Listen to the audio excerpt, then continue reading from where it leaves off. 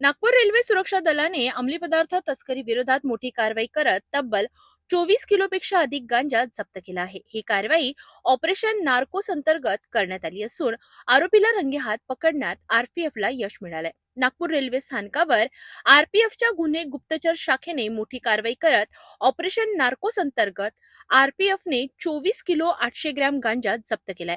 ही कार्यवाही प्लॅटफॉर्म क्रमांक 1 येथे करण्यात आली। आरपीएफच्या पथकाला संशयास्पद हालचाली करत असलेला एक युवक 2 ट्रॉली बॅगसह आढळून आला। तपासणी दरम्यान त्या बॅगमधून 9 पॅकेट गांजा सापडला। अटक करण्यात आलेल्या आरोपीचे नाव शाहिद खान असून तो मध्य प्रदेशातील भिंड जिल्ह्याचा रहिवासी आहे। आरोपीकडे वंदे भारत एक्सप्रेसचे तिकीट देखील सापडले।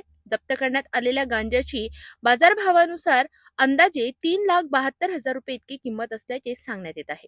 या प्रकरणी आरोपी विरोधात एनडीपीएस कायद्याअंतर्गत गुन्हा दाखल करण्यात आला असून पुढील तपास सुरू आहे। आरपीएफने स्पष्ट केले आहे की रेल्वे परिसर नशामुक्त ठेवण्यासाठी अशा प्रकारच्या कार्यवाह्या सातत्याने सुरू राहणार आहेत।